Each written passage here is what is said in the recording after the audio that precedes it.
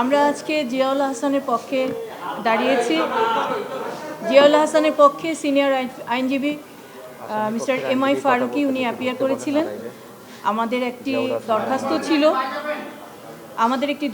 ছিল কিন্তু সেই দরখাস্তটি যেহেতু আজকেই আমরা ওকালতনামা দাখিল করতে পেরেছি সেহেতু সেই দরখাস্তটি কোর্টের প্রসিডিউর অনুযায়ী প্রসিকিউশন বলেছেন যে ওনাদের সময় দরকার এবং দরখাস্তটি প্রপার ওয়েতে রেজিস্ট্রারের মাধ্যমে আসতে হবে, কোর্টের এভাবে প্লেস করা যাবে না। সেহেতু আমরা এই দরখাস্তটি আগামী 2 সপ্তাহের মধ্যে আমাদেরকে দরখাস্তটি ফাইল করতে হবে এবং দরখাস্তটি শুনানি হবে। 2 সপ্তাহের মধ্যে ফাইল করতে হবে না, মানে আপনারা ফাইল করার পরে 2 সপ্তাহের মধ্যে শুনানি করতে হবে। দরখাস্তে কি আবেদনটা করেছেন? দরখাস্তে আমরা যেটি আবেদন করেছি সেটি এখন বলা উচিত না, যেহেতু এটা আমরা এখনো প্লেস করিনি। প্লেস করার পরে অবশ্যই আপনারা সব কিছু জানবেন। তবে আপনাদের কাছে আমি আজকে আপনাদের মাধ্যমে সমগ্র দেশবাসীর সহ সবার কাছে একটা অনুরোধ জানাবো, মিডিয়া ট্রায়াল একটা অত্যন্ত জঘন্য জিনিস, আপনারা সেটা থেকে বিরত থাকবেন। জিয়াউল হাসানের নাম শুনলে সবার যে আপনাদের টিভির বা আপনাদের মিডিয়ার আমার ধারণা একটু সবাই শোনে, কারণ তাকে যেভাবে উপস্থাপন করা হচ্ছে এটা সম্পূর্ণ ভুলভাবে উপস্থাপন করা হচ্ছে। উনি একজন আর্মি কর্মকর্তা ছিলেন এবং উনি একজন অবসরপ্রাপ্ত কর্মকর্তা, যেটা আপনারা সার্বক্ষণিক বলে থাকেন যে উনি একজন বরখাস্ত। উনি বরখাস্ত না, উনি সম্পূর্ণ ওনার যে বেনিফিট সহ উনি একজন অবসরপ্রাপ্ত কর্মকর্তা। আপনারা দয়া করে আমার এই কথাটুকু সবাইকে জানিয়ে দিবেন।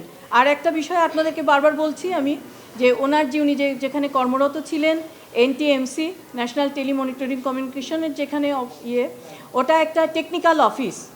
ওই অফিসে কোনো আর্মস ফোর্স নেই, ওই অফিসে কোনো কিছুই নেই। হ্যাঁ, আয়নাঘর নেই, ওই অফিসে কোনো আয়নাঘর নেই এবং উনি কখনো ডিজিএফআইতে চাকরি করেননি। আয়নাঘর নামক যে একটা ভয়ঙ্কর তথ্য, সেই তথ্যটা নিয়ে যে মিডিয়া যে ট্রায়ালটা করছে, সেই ট্রায়ালটা ওনার পরিবারের জন্য এবং ওনার জন্য অত্যন্ত মর্মান্তিক। আমি আপনাদের অনুরোধ করব আপনারা এই কাজটা করবেন না। একটা মানুষকে মিডিয়া ট্রায়ালের মাধ্যমে তাকে হেয় করার কোনো অধিকার কারো নাই। এটা বাকস্বাধীনতার নয়। বাকস্বাধীনতার যে অনুচ্ছেদগুলো আছে আপনারা দয়া করে সেটুকু, এবং সাংবাদিকতার যে আইন আছে সেই আইনটুকু আপনারা মেনে নিয়ে, যে এথিক্স আছে সেই এথিক্স নিয়ে আপনারা কথা বলবেন, এটুকুই আপনাদের কাছে আমার অনুরোধ। আপনি মিডিয়া ট্রায়ালের কথা বলছেন, আসলে এটা মিডিয়া ট্রায়াল না। আজকে চিফ প্রসিকিউটর তিনি আদালতে যেই কথাগুলো বলেছেন, আমরা যারা ছিলাম ভেতরে তারা সবাই নোট নিয়েছে। আমরা সেই কথার সূত্র ধরেই একটু জানতে চাওয়া যে এখানে যত আয়নাঘর ছিল, তারপরে যত গুমের ঘটনা ঘটেছে, সেখানে তাকে প্রবর্তক বা সে এটা শুরু করেছে এরকম অভিযোগ করা হয়েছে। আর আরেকটি জিনিস হচ্ছে আপনাদের যে আবেদনটার ব্যাপারে আপনি বলছিলেন যে এখন বলতে চান না। আমরা চিফ প্রসিকিউটরকে বলতে শুনেছিলাম যে আপনারা আদালতের জুরিসডিকশনকে চ্যালেঞ্জ করেছেন, এরকম কিছু কি আপনারা করেছেন? আমি এটা বলবো না, কারণ এটা উনি কেন বলেছেন আমি জানি না। কারণ নিয়ম হচ্ছে যতক্ষণ না পর্যন্ত কোর্টে কোনো দরখাস্ত প্রেজেন্ট না করা হয় ততক্ষণ পর্যন্ত সেই দরখাস্ত নিয়ে কোনো কথা বলতে হয় না। আমি সুপ্রিম কোর্টের একজন আইনজীবী, আমি এই নর্মসটুকু মেনে নিতে চাই। উনি এখানে বলেন না, কোর্টে বলছেন। কোর্টে উনি এই কথাটি বলেছেন।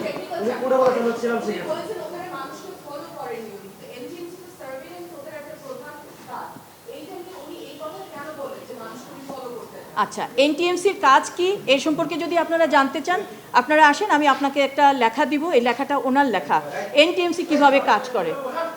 এনটিএমসি হচ্ছে এটা আমি বলবো অনেকটা লাইব্রেরির মতো।